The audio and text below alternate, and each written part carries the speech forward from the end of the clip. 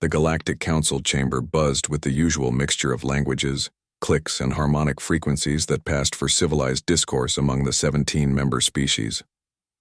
Ambassador Zarathak of the Viridian Empire adjusted her ceremonial robes, trying to make herself appear larger than her naturally diminutive frame allowed. At barely 4 feet tall, she was considered a genetic anomaly among her people, who typically stood 7 to 8 feet in height. The other ambassadors towered around her like living monuments. The crystalline Seal Nari representative sparkled with an inner light that seemed to mock her dull green skin. The massive Corvan delegates with their thick chitinous armor made the floor vibrate with each step. Even the aquatic Nautrans in their mobile water suits commanded more respect in their transparent tanks than she did standing on solid ground. The motion to expand mining rights in the Kepler sector is now open for discussion, announced Chancellor Vexmore, his multiple eyes scanning the assembly with practiced indifference. His species, the Zentorians, had held the council leadership for 3 centuries, and their superiority complex showed in every gesture. Zarathak raised her small hand, the motion barely visible among the sea of larger beings. She waited and waited. The Chancellor's gaze swept past her repeatedly, acknowledging the Corvan representative who stood nearly 9 feet tall, then the elegant Asterian delegate with her flowing tentacles, then the hulking Drakmori ambassador, whose very presence seemed to darken the room. Ambassador Zarathak of Viridia requests recognition, she called out, her voice carrying clearly despite her size. The translator implants built into the chamber walls ensured every word reached every ear, regardless of species. A ripple of what might have been amusement passed through the assembly. The Corvan ambassador, Grektar, made a sound that his species used to express mild annoyance. Perhaps the little one should wait for matters that concern planets of her stature. The insult stung, but Zarathak had endured worse. Her homeworld of Viridia Minor was indeed small, with limited resources and a population that barely registered on galactic census reports. But it was her world, her people, and they deserved a voice in decisions that affected the entire sector. The Kepler sector expansion directly impacts Viridian shipping routes, she replied firmly. Our merchant vessels have used those passages for generations.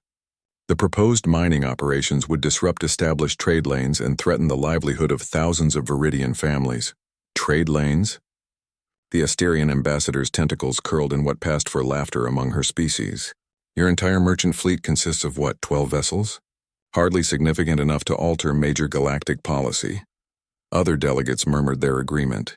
Zarathak felt the familiar burning in her chest, the combination of anger and humiliation that had become her constant companion during these sessions. She had been appointed to this position, not because of her diplomatic skills or political acumen, but because no other Viridian wanted the job. Who would want to represent a world that the galaxy saw as insignificant? The size of our fleet does not diminish our rights under the Galactic Trade Accords, she persisted.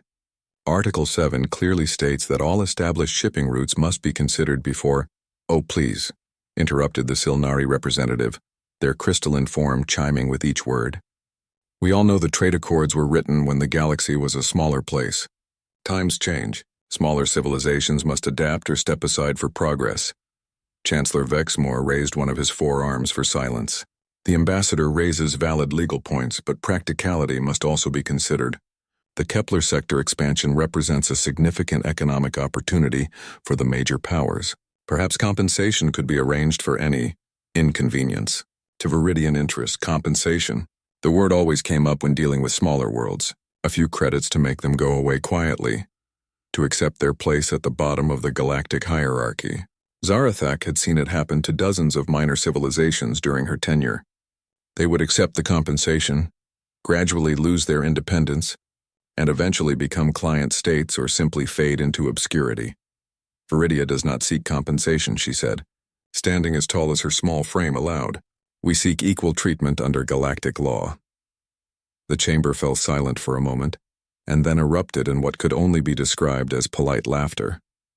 Not cruel exactly, but the kind of amusement adults showed when a child said something particularly naive. Equal treatment? Grektar's voice boomed through his translator. Little ambassador, equality is earned through strength, resources, and influence.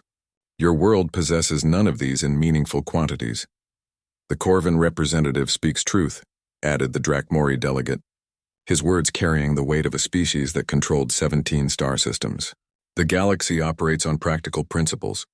Resources flow to those who can best utilize them. Territory belongs to those who can defend it.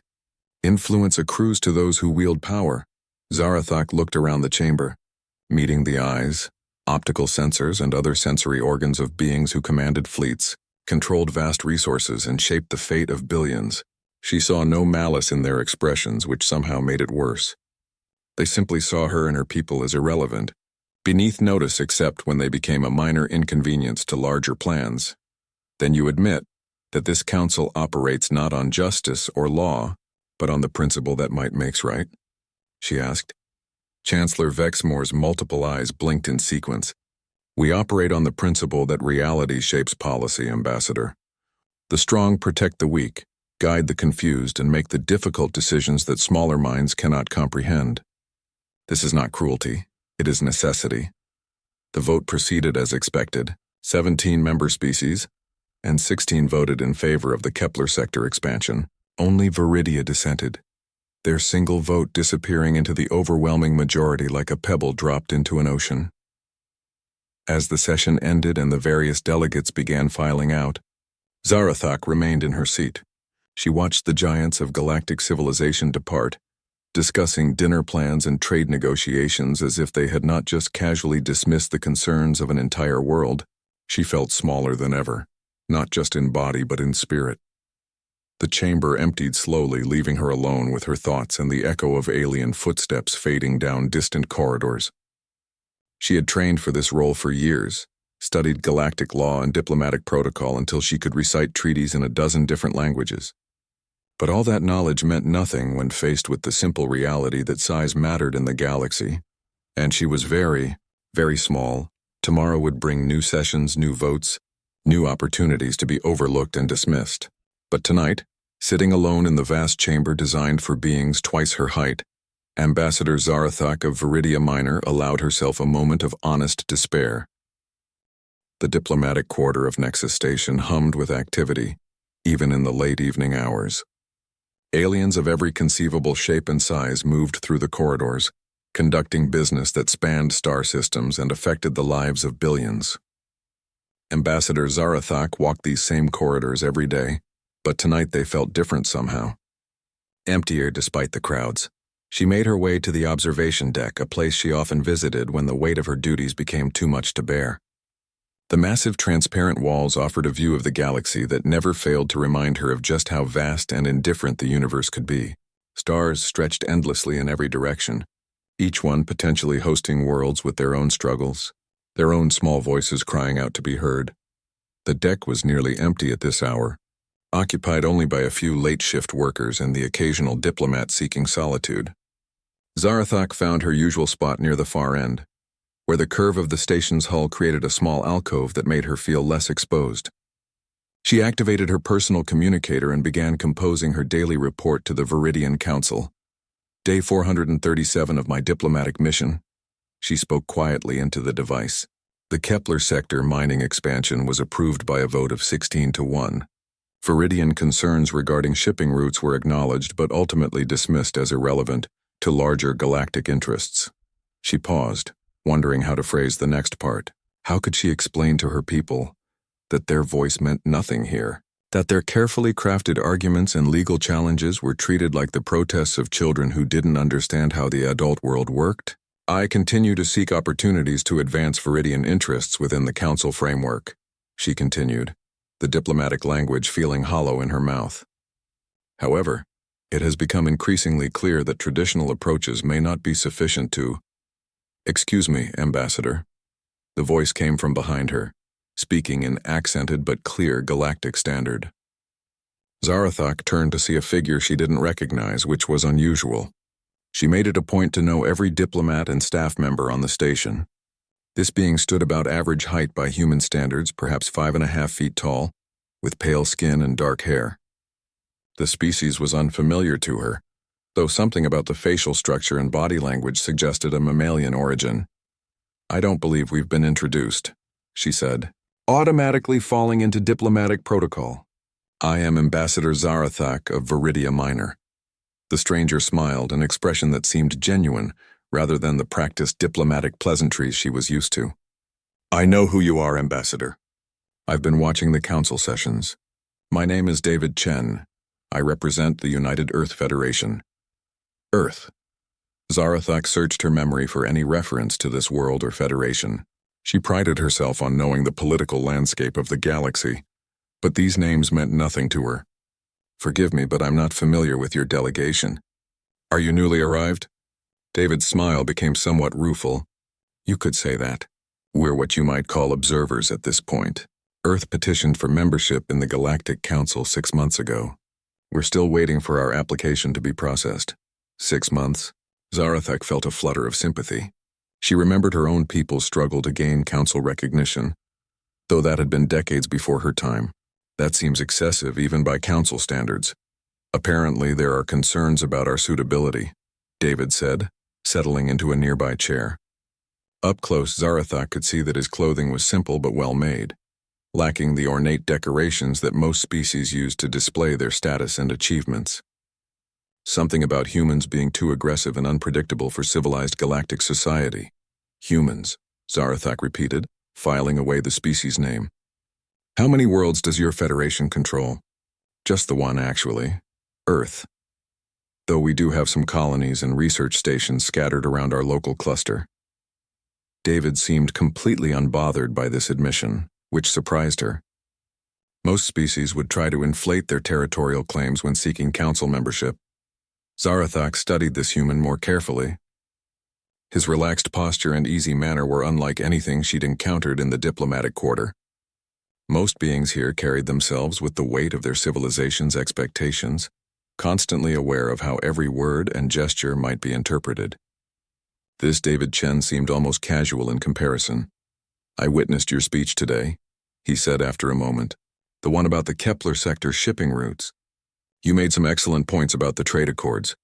Thank you, though it seems my points were not particularly persuasive. Zarathak couldn't quite hide the bitterness in her voice. The larger civilizations have little interest in legal technicalities when profit is at stake. No, they don't, David agreed. But you kept fighting anyway. Even when it was clear you were outnumbered and outgunned, you stood your ground. That takes courage. The comment caught Zarathak off guard. When was the last time anyone had called her courageous? Most beings saw her persistence as either naive stubbornness or amusing defiance. Courage is easy when you have nothing left to lose. Is that what you think? David leaned forward slightly, his expression becoming more serious. From where I'm sitting, it looks like you have everything to lose. Your world's independence, your people's future, your own credibility as their representative, but you keep fighting for them anyway. Something in his tone made Zarathak look at him more closely. There was no condescension there, no hint of the patronizing attitude she'd grown used to from other diplomats. He spoke to her as an equal, which was so rare that she almost didn't know how to respond. Your species, she said finally. These humans. You understand what it's like to be small in a big galaxy? David laughed, but not unkindly. Oh, we definitely understand that. Earth isn't exactly a major power by galactic standards. We've got one world, a few billion people, and technology that's probably decades behind most council members. When we first made contact with galactic civilization, the reaction was, well, let's just say we weren't exactly welcomed with open arms. What did you do? We learned. We watched. We tried to figure out how this whole galactic community thing works. David gestured toward the vast star field visible through the observation deck's windows, and we realized something important. Being small doesn't mean being weak. It just means being different. Zarathak felt something stir in her chest, a feeling she hadn't experienced in months. Hope, perhaps, or maybe just the relief of talking to someone who understood her position. The council doesn't seem particularly interested in different perspectives. No, they don't, David admitted. They're comfortable with the way things are. The big civilizations make the decisions. The small ones follow along, and everyone knows their place in the hierarchy. It's stable, predictable, and profitable for those at the top. Then how do we change it? The question slipped out before Zarathak could stop it, revealing more of her frustration than she'd intended. But David didn't seem surprised by her directness. Instead, he was quiet for a long moment, studying the stars beyond the transparent walls. I think, he said finally, that change starts with understanding that we're not alone. Small civilizations, minor powers, overlooked species, we're scattered across the galaxy, each fighting our own battles and losing more often than we win. But what if we didn't have to fight alone? You're talking about an alliance of minor powers? I'm talking about recognizing that we have more in common with each other than we do with the giants who currently run things. David turned to face her directly. Your people and mine, we face the same challenges. We're both trying to protect our independence and advance our interests in a system designed to favor established powers. Maybe it's time we started working together instead of fighting separate battles. The idea was intriguing, but Zarathak had learned to be cautious about grand schemes and ambitious proposals. The council would never allow it. Organized opposition to their authority would be seen as a threat. Who said anything about opposition? David's smile returned, but now it carried a hint of something that might have been mischief. We're just talking about smaller civilizations sharing information, coordinating their efforts, and supporting each other's legitimate interests within the existing council framework. Perfectly legal under galactic law. As the evening stretched on and their conversation continued, Zarathak found herself seeing the galaxy through new eyes. Perhaps she wasn't as alone as she'd thought. The small conference room in Section C7 of Nexus Station had been officially reserved for cultural exchange activities, which was technically true. What David Chen hadn't mentioned in his reservation request was exactly which cultures would be exchanging what kinds of information. The room was cramped by galactic standards, designed for smaller beings who couldn't afford the premium spaces where the major powers held their important meetings. Zarathak arrived early, as was her habit, and found David already there, arranging chairs around a modest table. The human looked up as she entered, offering that genuine smile she was beginning to recognize as characteristic of his species. Ambassador, he greeted her warmly. Thank you for coming. I wasn't entirely sure you would. Curiosity has always been one of my weaknesses, she replied, settling into a chair that had clearly been adjusted to accommodate her smaller stature. Though I admit I'm still not entirely clear on what we're hoping to accomplish here. Understanding mostly, and maybe laying the groundwork for something bigger. David checked his chronometer. The others should be arriving soon. I think you'll find them interesting. Others? Before David could answer, the door chimed and slid open to admit 3 more beings. Zarathak recognized them immediately, though she had never spoken with any of them personally. They were all minor diplomats from smaller worlds, beings she had seen in council sessions but who rarely spoke up during debates. The first was Ambassador Kexwill of the Harmony Collective, an insectoid being whose species was known for their pacifist philosophy and skilled craftsmanship. Her forearms moved in constant, subtle gestures that served as a secondary form of communication among her people. The second was Representative Thorn of the Belter Coalition, a tall, thin humanoid adapted for life in low-gravity environments. His pale blue skin had the translucent quality common to those whose ancestors had spent generations in space habitats. The third being was perhaps the most unusual. Protocol Master Ixhara belonged to a species called the Archivists, beings who served as living libraries and record keepers throughout the galaxy. Their elongated skulls housed brains capable of storing vast amounts of information, and their role in galactic society was generally respected, though they held little political power. Please, everyone sit, David said, gesturing to the arranged chairs. I know this is unusual, and I appreciate you all taking the time to attend. Ambassador Kexwill's mandibles clicked in what Zarathak recognized as mild anxiety. Representative Chen, while I appreciate the invitation, I must confess some uncertainty about the purpose of this gathering. The Harmony Collective prefers to avoid any activities that might be construed as conspiratorial in nature. Nothing conspiratorial about it, David assured her. This is simply an informal meeting between diplomatic representatives of smaller galactic civilizations. A chance to share perspectives and perhaps identify common interests. Representative Thorn leaned back in his chair, his movements carrying the unconscious grace of someone who had spent most of his life in artificial gravity. Common interests. That's an interesting way to put it. We all represent worlds and coalitions that the major powers consider irrelevant. I suppose that's something we have in common. Irrelevance is perhaps too strong a term, Protocol Master Ixhara interjected, her voice carrying the measured cadence of someone accustomed to precise communication. However, it is accurate to say that our civilizations lack the political influence necessary to significantly impact council decisions. Zarathok found herself studying the group with new interest. She had noticed these beings during council sessions, of course, but had never really considered them as potential allies. Each represented a different type of smaller civilization. The Harmony Collective was a peaceful federation of agricultural worlds. The Belter Coalition consisted of asteroid miners and spaceborne communities, and the archivists served as neutral record keepers throughout the galaxy. Representative Thorne is right, she said finally. We are all marginalized in different ways, but what can we realistically do about it? The major powers didn't achieve their positions by accident. They control vast resources, command powerful fleets, and have centuries of established influence. David nodded thoughtfully. True, we can't match their military strength or economic power, but there's something they don't have that we do. And what's that? Ambassador Kexwell asked, her secondary arm still moving in small nervous patterns. Necessity, David replied.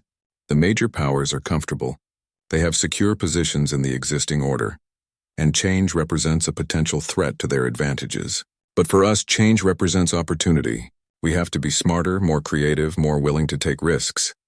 Protocol Master Ixhara tilted her elongated head slightly. An interesting perspective. However, intelligence and creativity are not typically sufficient to overcome significant disadvantages in resources and established power structures. Not individually? No. David agreed. But collectively? That's a different question. He activated a small holographic projector, and the space above the table filled with a three-dimensional map of the galaxy. Hundreds of star systems glowed in various colors, indicating the territories controlled by different civilizations. The major powers were immediately obvious, their domains marked in bright, dominant hues that covered vast swaths of space. This is how the galaxy looks from the perspective of the Council, David said.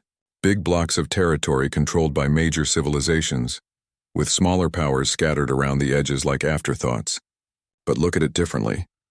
The display shifted and suddenly the smaller civilizations were highlighted, while the major powers faded into the background. The result was startling. The minor powers weren't scattered afterthoughts at all. They formed an intricate network that connected virtually every major trade route and strategic location in the galaxy. We're everywhere, Representative Thorne breathed, leaning forward to study the display more closely. The major powers control the big territories, but we control the connections between them. Exactly, David said. The Belter Coalition controls mining operations that supply raw materials to dozens of major worlds. The Harmony Collective's agricultural systems feed populations across multiple sectors. The archivists maintain communication networks and information repositories that the entire galaxy depends on. And Viridia Miner's merchant fleet, small as it is, carries cargo along routes that connect systems controlled by different major powers. Zarathok stared at the holographic display, seeing the galaxy's political landscape in an entirely new light. We're the nervous system of galactic civilization. More than that, David continued, we're the immune system. When problems arise that are too small or too specialized for the major powers to handle, they rely on us to deal with them. Pirates operating between systems, disease outbreaks on frontier worlds, diplomatic disputes between minor civilizations. We're the ones who actually solve these problems. Ambassador Kexwell's mandibles had stopped clicking, and her secondary arms had stilled. This is a compelling analysis, Representative Chen, but what practical application does it have? The major powers may depend on our services, but they still make the important decisions. Do they? David challenged. Or do they make the decisions they think are important, while the decisions that actually keep civilization running get made by us? The room fell silent as the implications of that statement sank in. Protocol Master Ixhara was the first to speak, her voice even more measured than usual. You are suggesting that we already possess more influence than we realize, that our perceived weakness is actually a form of unrecognized strength. I'm suggesting that influence doesn't always come from the ability to command or coerce, David replied. Sometimes it comes from being indispensable, and right now, the major powers take our indispensability for granted. Representative Thorne smiled, an expression that transformed his normally serious features. They assume we'll always be there to keep their civilization running smoothly, no matter how they treat us in council sessions. But what if we weren't? Zarathok found herself asking, What if the next time they dismissed our concerns, we reminded them exactly how much they depend on us? The question hung in the air like a challenge, and for the first time since arriving at Nexus Station, Zarathak felt something other than frustration and despair. She felt the stirring of an idea that might just be crazy enough to work. David's smile widened. Now you're thinking like a human. The next council session arrived with the usual pomp and circumstance, but Zarathak noticed details she had previously overlooked. The way Ambassador Kexwill positioned herself near the communication array that connected to the archivist networks. How Representative Thorne's casual movements brought him close to the resource allocation displays that tracked materials flowing from belter mining operations. The subtle positioning of Protocol Master Ixhara near the information terminals that every major delegation relied upon for real-time data. David Chen sat in the observer section, technically present but not officially part of the proceedings. His application for Earth's membership was still under review, a bureaucratic limbo that could last for years. But his presence was somehow reassuring, a reminder that she wasn't facing this alone.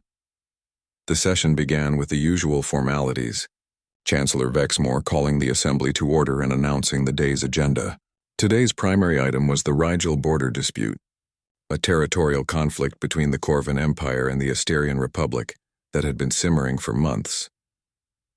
The chair recognizes Ambassador Grektar of the Corvan Empire, the Chancellor announced, his multiple eyes swiveling toward the massive insectoid diplomat. Grektar rose to his full imposing height, his chitinous armor gleaming under the chamber's lights. Honored colleagues, the Corvan Empire's position remains unchanged. The Rigel system falls within our historical sphere of influence, and recent Asterian incursions represent a clear violation of established territorial boundaries. The Asterian ambassador, her flowing tentacles rippling with agitation, responded immediately. Historical claims mean nothing without proper documentation. The Asterian Republic has maintained legitimate research facilities in the Rigel system for over a century. Any Corvan claims are recent fabrications designed to justify territorial expansion. The argument continued as it had for weeks, both sides presenting the same evidence and making the same points. Zarathak had heard it all before, but today she listened with different ears. Neither side seemed to realize that their dispute was actually moot, without certain key pieces of information. She glanced toward Protocol Master Ixhara, who gave an almost imperceptible nod. The archivist had spent the past 3 days quietly researching the historical records both sides claimed to support their positions.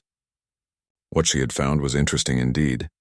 The chair recognizes Ambassador Zarathak of Viridia Minor, Chancellor Vexmore announced, though his tone suggested he expected another irrelevant intervention from a minor power. Zarathak stood, and for the first time in months she felt truly confident about her words.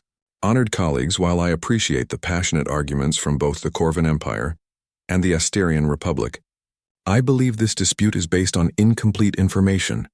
Grektar's mandibles clicked in irritation. The small one speaks of incomplete information?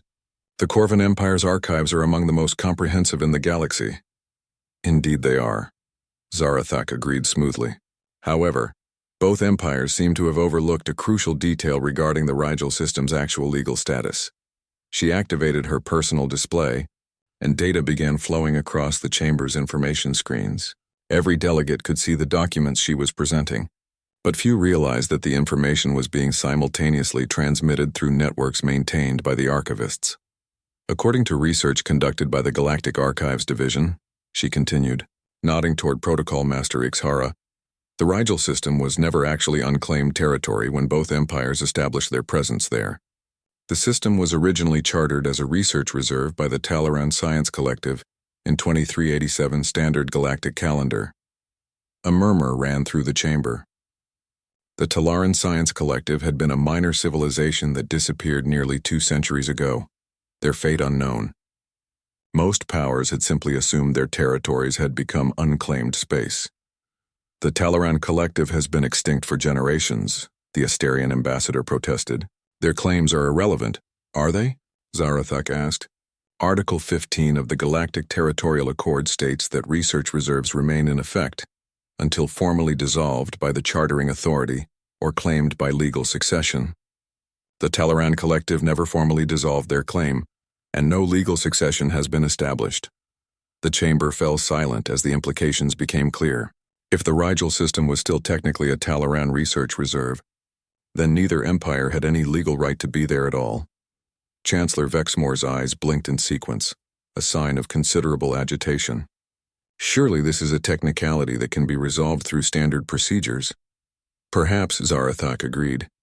However, Protocol Master Ixhara's research has revealed that the Talaran situation is not unique. 17 other systems currently disputed by major powers have similar legal complications relating to extinct civilizations whose territorial claims were never properly resolved. The murmur in the chamber grew louder. 17 disputed systems represented billions of credits in resources and strategic value. The major powers had built their expansion plans around controlling these territories. Representative Thorne chose that moment to stand, his movement drawing attention to the resource displays that showed mining operations throughout the disputed regions. If I may add to Ambassador Zarathak's excellent research, the Belter Coalition's mining surveys have revealed additional complications. Many of these systems contain resources that are currently being extracted under emergency provisions that were supposed to be temporary. Temporary provisions that have been in effect for decades, Ambassador Kexwill added, her forearms gesturing toward communication displays that showed trade agreements throughout the disputed territories. The Harmony Collective's agricultural distribution networks have been operating under similar emergency authorizations. The technically expired years, Ugo Zarathak watched as the major power representatives began to realize the scope of the problem. Their territorial disputes weren't just about pride or strategic advantage. They were about the fundamental legal framework that underpinned galactic civilization's expansion into formerly unclaimed space. This is preposterous, Grektar rumbled. These minor technicalities cannot be allowed to override practical realities. The Corvan Empire has invested massive resources in developing these territories. As has the Asterian Republic, their ambassador added quickly. We cannot allow bureaucratic details to undermine legitimate territorial development. Legitimate according to whom? Zarathak asked quietly. If the territorial claims are legally invalid, then all development in these systems has been conducted without proper authorization. The environmental impact studies, resource extraction permits, and colonization rights would all need to be reviewed and reauthorized under current galactic law. The silence that followed was deafening. Every major power in the chamber had territories that would be affected by strict enforcement of these legal requirements. Years of expansion and development could be called into question. Chancellor Vexmore's multiple eyes focused on Zarathak with an intensity she had never experienced before. Ambassador, surely you're not suggesting that the Council should halt all development in disputed territories based on historical technicalities? I'm not suggesting anything, Zarathak replied innocently. I'm simply pointing out that the legal framework surrounding these disputes is more complex than previously understood. Perhaps the Council should establish a special committee to review all territorial claims and ensure they comply with current galactic law. A committee, the Chancellor repeated. Slowly, yes. With representatives from all affected parties, including the civilizations whose services would be required to conduct the necessary research, surveys, and legal reviews. Zarathak glanced around the chamber, meeting the eyes of delegates who were beginning to understand exactly what kind of services would be needed. It would be a complex undertaking, requiring extensive cooperation between major powers and the specialized organizations that maintain the galaxy's information, transportation, and resource networks. The chamber erupted in urgent whispered conversations as delegates realized the implications. The major powers needed the minor civilizations' cooperation far more than they had ever admitted. And for the first time in decades, the minor powers had leverage. David Chen caught Zarathak's eye from the observer section and offered a small, approving nod. She had just demonstrated something the galaxy's major powers had forgotten. Sometimes the smallest voice in the room was the one that truly mattered. The emergency session was called for the following day, an unprecedented move that spoke to the panic spreading through the major powers' diplomatic corps. Zarathak arrived at the council chambers to find the atmosphere completely transformed. Gone was the casual arrogance that usually characterized interspecies dialogue. Instead, she sensed an undercurrent of anxiety that made even the most powerful delegates seem uncertain. Chancellor Vexmore opened the session without the usual formalities. The Council recognizes the urgent need to address the territorial complications raised yesterday. We have gathered today to discuss practical solutions to these legal challenges. Ambassador Grektar was on his feet before the Chancellor finished speaking. The Corvin Empire demands immediate clarification. Are we seriously considering halting all development activities based on ancient paperwork from extinct civilizations? The concerns raised are legitimate legal matters, Protocol Master Ixhara interjected calmly.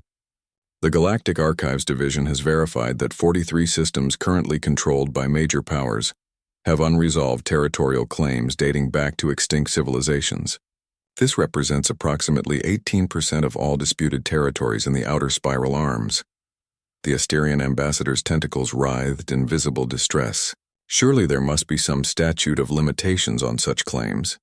These civilizations have been gone for centuries.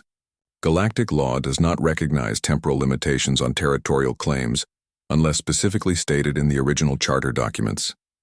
Ixhara replied with the patient tone of someone who had spent decades studying legal precedents. The extinct civilizations in question never formally abandoned their territories or transferred them to successor governments.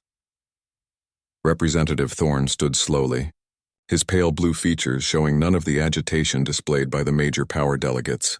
The Belter Coalition has been reviewing our mining contracts in light of these revelations. It appears that several of our most productive operations are located in systems with questionable legal status. We may need to suspend extraction activities until proper authorization can be obtained. A collective intake of breath swept through the chamber. The Belter Coalition's mining operations supplied rare minerals essential to dozens of major civilizations. Even a temporary suspension would disrupt supply chains across half the galaxy. Surely that's not necessary, the Silnari representative chimed, their crystalline form flickering with agitation.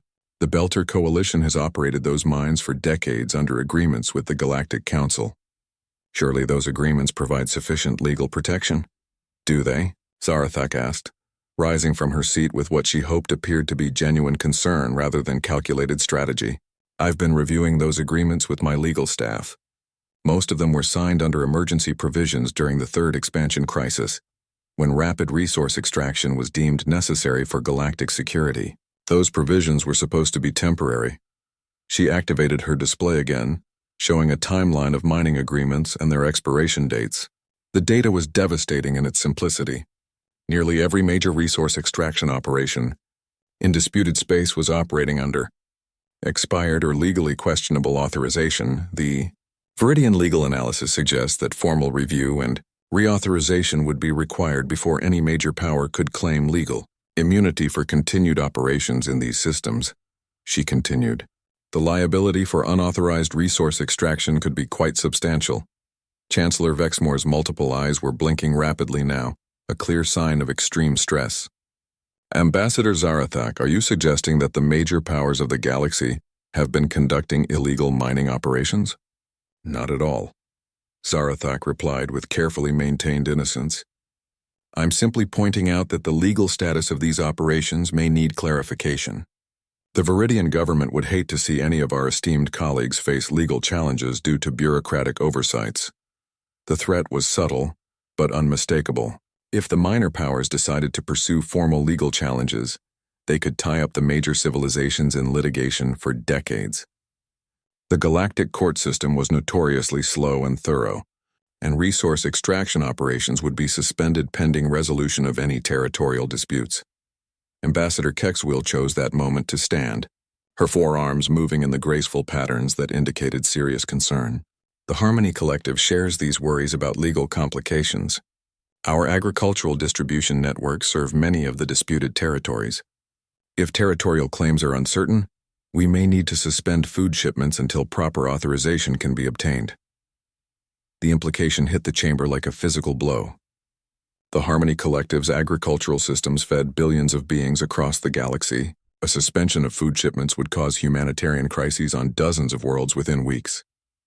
This is extortion, Grektar rumbled, his massive frame trembling with barely controlled rage. The minor powers are attempting to hold galactic civilization hostage over legal technicalities. Extortion is such an ugly word, David Chen said quietly from the observer section. His voice shouldn't have carried across the chamber, but somehow every delegate heard him clearly. We prefer to think of it as due diligence. All eyes turned toward the human representative, who remained seated but somehow commanded the room's attention. Chancellor Vexmore's expression showed confusion mixed with irritation. Representative Chen, you are not recognized to speak in this assembly. Your species' application for membership is still under review. Of course, David replied with that maddeningly calm smile. I was merely observing that Earth has faced similar legal challenges in our own territorial development. We've learned that it's always better to address these issues proactively, rather than wait for them to become crises. The Drakmori delegate, who had remained silent throughout the session, finally spoke. His species was known for their direct approach to problem-solving, and his words carried the weight of a civilization that controlled 17 star systems. Enough dancing around the issue. What do you want? The question hung in the air like a challenge. Zarathak felt the attention of the entire chamber focus on her, and for a moment, the magnitude of what they were attempting nearly overwhelmed her. Then she remembered every dismissed proposal, every ignored concern, every vote where her people's interests had been casually brushed aside. We want what we've always wanted, she said quietly. Equal treatment under galactic law, recognition that smaller civilizations have legitimate interests that deserve consideration, a voice in decisions that affect our people's future. You want formal representation proportional to your actual contributions to galactic civilization?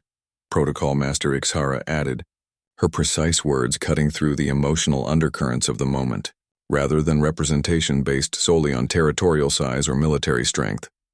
You want the major powers to acknowledge that galactic civilization depends on cooperation, not domination, Representative Thorne said, his pale features showing the first hint of emotion she had seen from him. You want respect, Ambassador Kexwill concluded, her mandibles clicking in what might have been satisfaction. The chamber fell silent as the major power delegates absorbed what they were hearing. This wasn't a simple negotiation over resources or territory. The minor powers were demanding a fundamental restructuring of how galactic civilization operated. Chancellor Vexmore's multiple eyes focused on each of the minor power representatives in turn, as if seeing them clearly for the first time. When he spoke, his voice carried a new tone of careful consideration. These are significant requests. They would require substantial changes to established procedures and precedents. Yes, they would, Zarathak agreed. But the alternative is years of legal challenges, resource shortages, and political instability, while territorial claims are sorted out through the courts. The galaxy's economy simply can't function if 18% of its resource base is tied up in litigation. And we would hate to see civilian populations suffer due to disrupted supply chains, Ambassador Kexwill added with genuine concern that somehow made the threat even more effective. The major power delegates began conferring among themselves in urgent whispers. Zarathak caught David's eye and saw approval there, along with something that might have been pride. For the first time since arriving at Nexus Station, she felt like she was representing her people's interests effectively. The game had changed, and the small powers were no longer playing by rules that guaranteed their defeat. The recess lasted 4 hours, during which the major powers conducted frantic consultations with their home governments. Zarathak used the time to meet with her new allies in their small conference room, reviewing their strategy and preparing for what would likely be the most important negotiation session in recent galactic history. They're scared, Representative Thorne observed, his normally composed demeanor showing hints of satisfaction. I've never seen the major powers move this quickly on anything. Fear can be a useful motivator, David Chen agreed, but it can also make people desperate. We need to be careful not to push them so hard that they decide cooperation is impossible. Protocol Master Ixhara consulted the data flowing through her neural implants. My analysis suggests we have perhaps 6 hours before the major powers' economic advisors complete their impact assessments. Once they fully understand the scope of potential disruption, they will either capitulate to our demands or attempt more aggressive countermeasures. Ambassador Kexwill's secondary arms moved in patterns that indicated deep concern. What kind of countermeasures? Military intervention is unlikely, David said thoughtfully. Too many witnesses, too much potential for escalation. But they might try to isolate us diplomatically. pressure our home governments directly, or find ways to circumvent our services entirely. Let them try, Zarathak said with more confidence than she felt. They've had centuries to develop alternatives to our networks and services. If they could function without us, they would have done so already. The session reconvened with a sense of anticipation that was almost tangible. Chancellor Vexmore's usual composure showed cracks of strain as he called the assembly to order. The major power delegates had clearly spent their time in intense discussion, and several showed signs of the stress that came with making decisions that could affect billions of lives. The Council has considered the concerns raised regarding territorial claims and resource extraction. Authorization, the Chancellor began. We recognize that these are complex legal matters that require careful consideration. Ambassador Grektar rose before the Chancellor finished speaking, his massive frame somehow managing to convey both authority and uncertainty. The Corvin Empire proposes the establishment of a territorial review commission to examine disputed claims and provide recommendations for resolution. This commission would include representatives from all affected parties. The Asterian Republic seconds this proposal. Their ambassador added quickly, "We believe that cooperative dialogue is the best path forward for resolving these challenges." Zarathak exchanged glances with her allies. The proposal was a step in the right direction, but the details would determine whether it represented genuine compromise or another attempt to maintain the status quo. The minor powers appreciate this gesture toward cooperation, she replied carefully. However, we would need to understand the proposed commission's structure and authority before we could support such an initiative. Naturally, Chancellor Vexmore said, activating a holographic display that showed an organizational chart. The commission would consist of 12 members, 8 representing the major powers and 4 representing smaller civilizations. The room fell silent as the implications became clear. Even on a commission supposedly designed to address their concerns, the minor powers would be outnumbered 2-1. Any decision requiring a simple majority would still be controlled by the major civilizations. That's not acceptable, Representative Thorne said flatly. You're proposing to create another forum where our voices can be safely ignored. The representation reflects the relative importance and resources of the participating civilizations, the Silnari delegate responded, their crystalline form chiming with what might have been irritation. The major powers control the territories in question and possess the resources necessary to implement any decisions. The major powers also created the legal problems we're trying to solve, Ambassador Kexwill pointed out, her mandibles clicking in disapproval. Perhaps those who created the mess shouldn't control the cleanup process. David Chen stood up in the observer section, drawing attention despite his lack of official standing. If I may offer a perspective from Earth's experience with similar situations, Chancellor Vexmore's multiple eyes blinked in sequence. Representative Chen, while we appreciate your interest, Earth is not a council member and therefore, actually, Protocol Master Ixhara interrupted smoothly. Representative Chen's observations may be relevant. Earth's application for council membership has been under review for 6 months, which technically grants them observer status with limited speaking privileges during crisis sessions. The Chancellor looked like he wanted to argue, but the legal precedent was clear. David smiled and continued before anyone could object. Thank you, Protocol Master. On Earth we have a saying, you can't solve a problem with the same thinking that created it.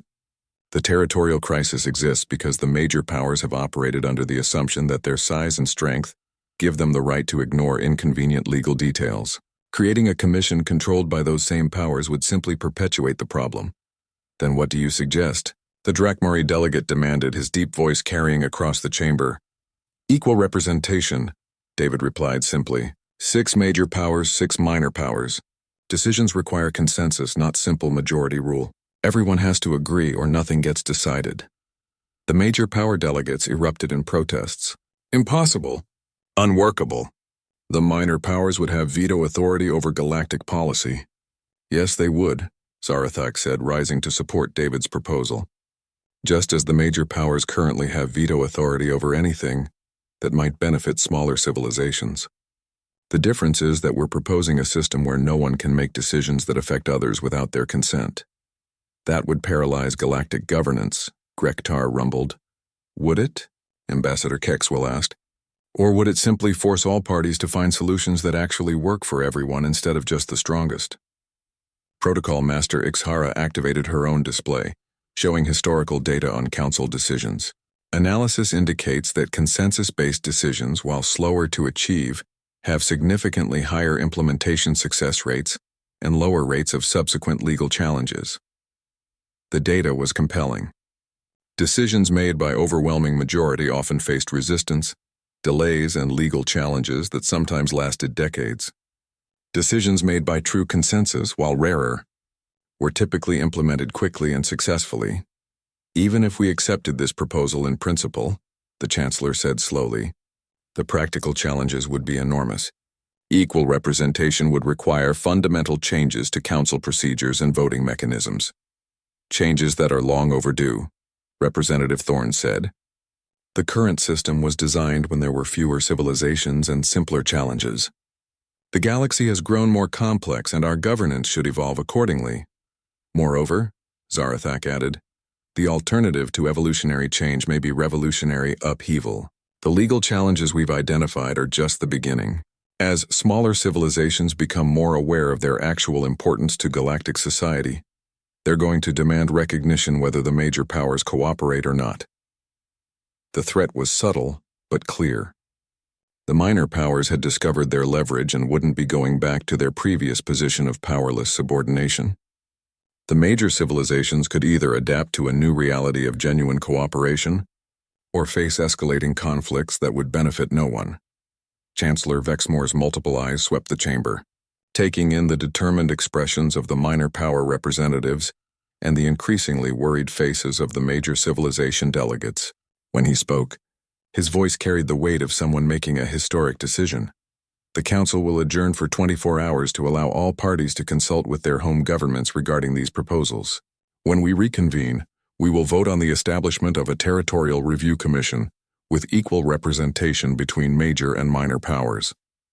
As the session ended and delegates began filing out, Zarathak felt a mixture of exhaustion and exhilaration. They had achieved something she would have thought impossible just days earlier. They had forced the galaxy's major powers to take them seriously. But the real test would come tomorrow, when they learned whether the major civilizations were truly willing to share power, or would choose a path that could tear galactic society apart. The final session convened with an atmosphere unlike anything Zarathak had experienced during her time at Nexus Station. The usual casual arrogance of the major powers had been replaced by careful calculation, while the minor civilization representatives carried themselves with a newfound confidence that bordered on transformation. Chancellor Vexmore called the Assembly to order with uncharacteristic brevity. The Council will now vote on the establishment of a Territorial Review Commission, with equal representation between major and minor galactic powers, operating under consensus-based decision-making protocols. The vote proceeded in order of civilizational seniority, beginning with the oldest member species. The Zentorian Chancellor cast the first vote, his multiple eyes reflecting what might have been resignation. The Zentorian authority votes in favor of the proposal. A murmur of surprise rippled through the chamber. As the traditional leaders of the Council, the Zentorians' support carried enormous weight. One by one, the major powers followed suit, their votes carrying the reluctant acceptance of beings who had calculated the costs of resistance and found them too high. When the final tally was announced, unanimous approval, the chamber fell silent. They had just witnessed the most significant shift in galactic governance in over 3 centuries. The motion passes, Chancellor Vexmore announced. The Territorial Review Commission is hereby established with equal representation and consensus-based authority. The Commission will begin operations immediately to address the territorial complications identified in recent sessions. Ambassador Grektar rose slowly, his massive frame seeming somehow diminished. The Corvan Empire wishes to nominate Ambassador Zarathak of Viridia Minor to serve as the Commission's first chairwoman. The surprise of this nomination was evident throughout the chamber. For a major power to nominate a minor power representative to lead the Commission was unprecedented, but as Zarathak looked around the room, she realized the logic behind the gesture. Who better to chair a commission designed to balance competing interests than someone who had demonstrated the ability to unite previously divided minor powers? The Asterian Republic seconds the nomination, their ambassador added quickly. One by one, the other major powers voiced their support. When the vote was called, Zarathak found herself elected as chairwoman by the same unanimous margin that had created the commission itself. As the session concluded and delegates began departing, David Chen approached from the observer section. His smile carried genuine warmth and what might have been pride. Congratulations, Chairwoman Zarathak. You've achieved something remarkable here. We achieved something remarkable, she corrected. None of this would have been possible without your insights about leverage and cooperation. I just helped you see what was already there, David replied. The strength, the connections, the importance, those were always yours. You just needed to recognize them. Protocol Master Ixhara joined their conversation, her elongated features showing what passed for satisfaction among her species. The Commission's work will be complex and challenging. Resolving territorial disputes dating back centuries will require careful analysis and creative solutions. But now we have the authority to actually solve them, Representative Thorne added, his pale blue features showing more animation than Zarathak had ever seen from him. Equal representation means equal responsibility. The major powers can't simply impose their will anymore. Ambassador Kexwill approached the group, her forearms moving in patterns that indicated both satisfaction and anticipation. The Harmony Collective has already begun preparing proposals for conflict resolution mechanisms that prioritize restoration over retribution. Many of these territorial disputes can be resolved through compensation and cooperative development rather than zero-sum competition. Over the following weeks, the Territorial Review Commission began its work in earnest. The equal representation proved transformative in ways none of them had fully anticipated. Major power representatives, no longer able to rely on numerical superiority, were forced to engage with minor power perspectives seriously. Consensus requirements meant that every decision had to accommodate the legitimate interests of all parties. The Commission's first major success came with the Rigel border dispute that had sparked the entire crisis. Rather than awarding the system to either the Corvin Empire or the Asterian Republic, they developed a joint administration agreement that recognized both civilizations' historical investments, while establishing the system as a research preserve, honoring the extinct Talaran Collective. The solution satisfied legal requirements while creating a framework for cooperative development that both major powers could accept. Similar creative solutions emerged for other territorial disputes. Ancient claims were resolved through recognition and compensation rather than displacement. Resource extraction rights were restructured to ensure fair benefit sharing between major powers who provided technology and minor powers who provided labor and logistics. Environmental protections were strengthened through multi-species monitoring agreements that prevented any single civilization from exploiting territories without oversight. 3 months after the Commission's establishment, Zarathak stood once again on the observation deck where she had first met David Chen. But now she wasn't alone with her frustrations. Representatives from a dozen minor civilizations worked throughout Nexus Station as equal partners in galactic governance, their voices finally carrying the weight their contributions deserved. David joined her at the viewport, his presence now familiar and welcome. Any regrets about how things turned out? Zarathak considered the question seriously. The past months had been exhausting, filled with complex negotiations and challenging decisions. The Commission's work was far from complete, and many territorial disputes remained unresolved. But when she looked out at the galaxy stretched before them, she no longer saw an indifferent universe that dismissed her people's concerns.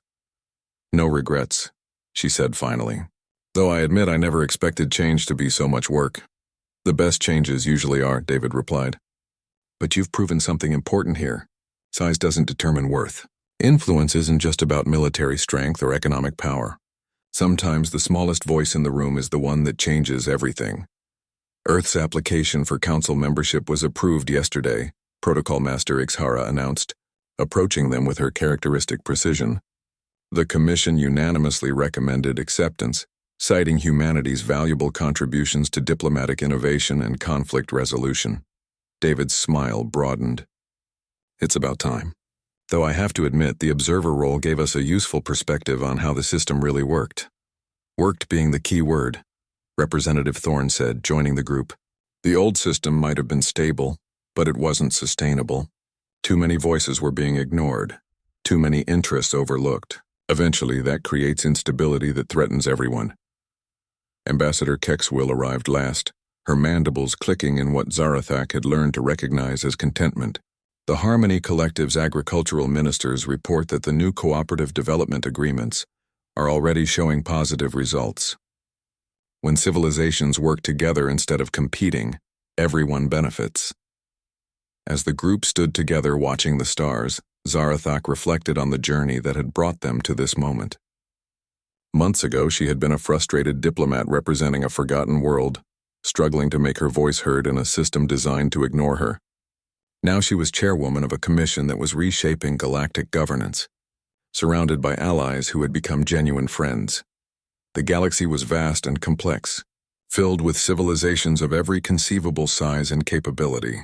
But for the first time since arriving at Nexus Station, Zarathak believed that all of them, large and small, powerful and humble, could find a way to work together toward a future that honored the worth of every species.